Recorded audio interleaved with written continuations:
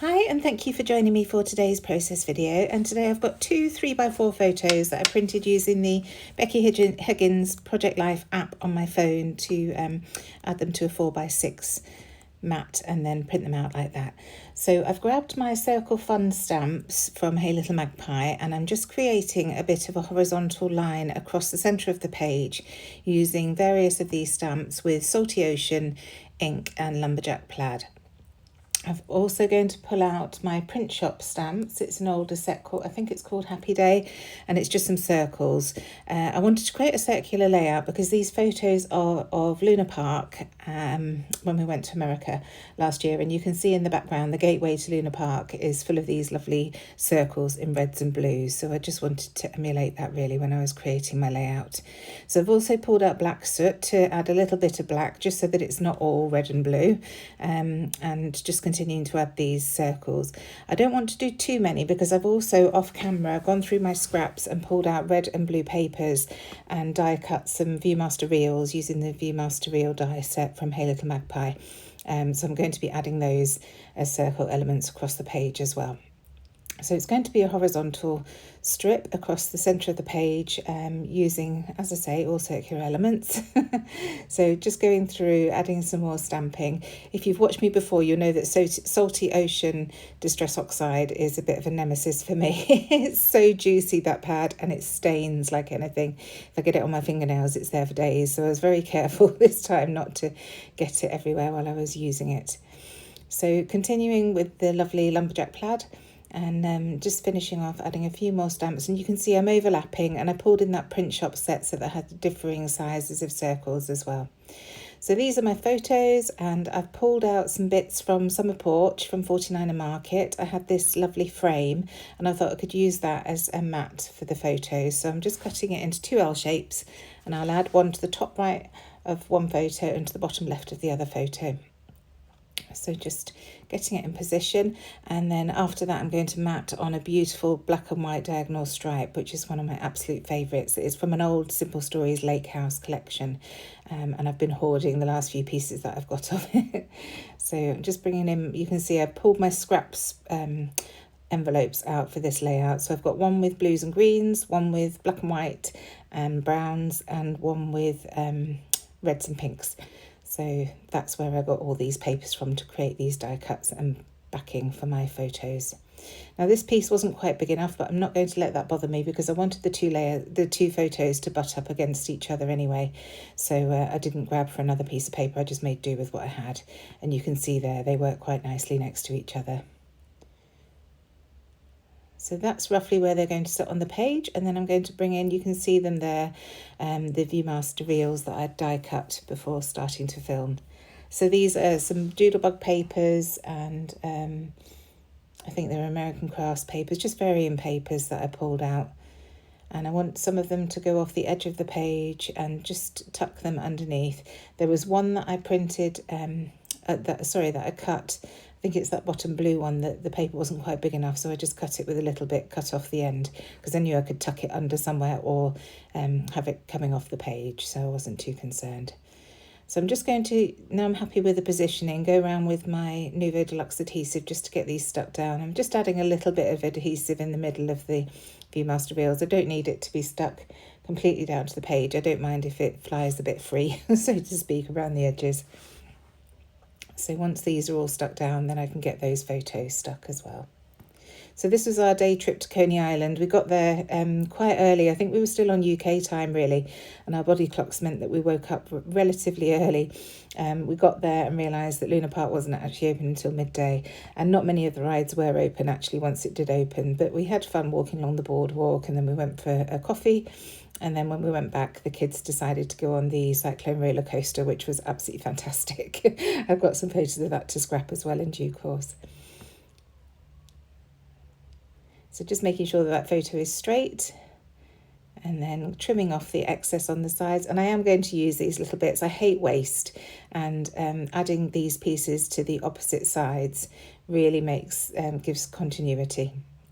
So this piece will go at the bottom here, and then that tiny sliver of blue is going to go onto the other side at the bottom.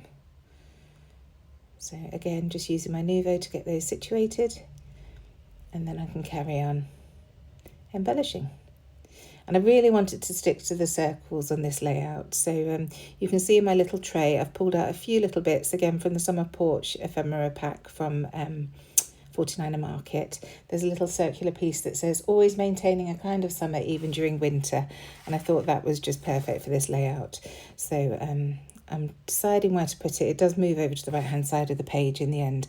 And I also pulled out this tag, which is black, because I wanted to bring in a little bit more black onto the page, and that says One Great Adventure. So the tag will stay on the left hand side there. You saw I just snipped off the tag hole, so it looks more like a label. And then this piece is going on the right hand side there, just overlapping the photo, because there was nothing to see in that corner of the photo. So these little labels are stamped using my Elise Studio label stamp. I just stamped a load of them ages ago and cut them all out, and I've got them in my little Perspex drawers on my desk. So I pulled a couple of those out in varying blues and stuck them down. I think from memory the paler blue is Duck Egg, and the other one is Uncharted Mariner. And when I say duck egg, I mean speckled egg. I always seem to call it duck egg, I think because it's a duck egg blue. So I'd forgotten to distress the edges of the paper mats around the photo, so I'm just using my fingernails just to get those a little bit distressed. The rest of the page isn't going to be distressed, so I wanted to add a little bit of texture to those there. So this is a ticket from 49er Market's Ticket Essentials. It was a red set. My friend Julie got them and just gave me a few of hers when she got some colours that I didn't have. So I've got those in a little bag in my desk, and I saw that and thought it would work really nicely with this layout.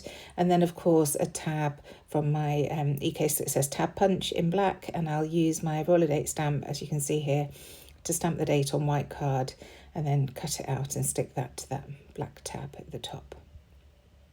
So there's not a huge amount left to do on this layout. I want to continue embellishing, and I'm going to do that. You can probably see in the top left hand corner of the screen I've pulled out some enamel dots and also some sequins.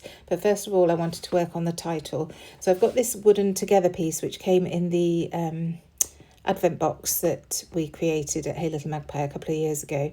So I wanted to use that, and I'm going to use those little black tile letters from my little shoebox from years and years ago.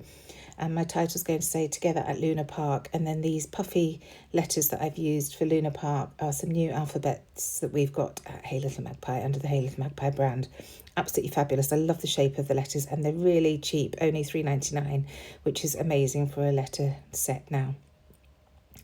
So I've got that down, and now I'm going to go around with my enamel dots. So I'm focusing in on the blues and the reds for these, and then when I go in with the sequins, I'm going to include some gold as well, just to bring in a different tone, and it matches nicely with that wooden together title. So that's the reason for bringing the gold in too.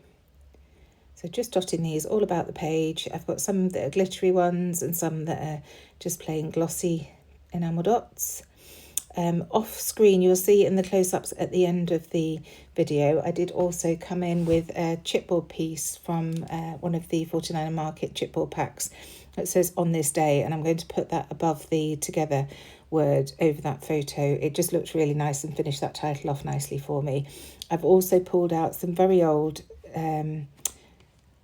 what are they called, brads from Simple Stories. They were their decorative brads when they actually have the tines on the back, and I've just poked a few of those through, again just to create a different texture on the page.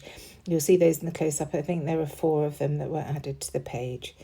So almost finished with these sequins now. I won't make you watch me sticking them all down, but I do go off camera and do that in a second. I'm just scattering them about. I've got red and gold in one packet that I'm just doing here, and then I've got an old packet of Spiegelmom scraps. I think it was called Glacier Summit, which is all beautiful blues, so I'm going to sprinkle those about as well. And they're slightly smaller than the gold and red, so it's really nice to have that differential in size as well.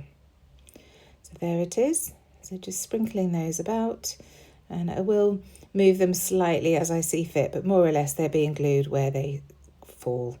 And then the last thing for me to do is to add some gold splatters, just to tie in with those gold sequins that I've got there. So grabbing my gold watercolour paint and just splattering those all the way across the layout, focusing slightly more on the bottom left and top right hand corner to create a slight diagonal, but more or less it's a horizontal layout.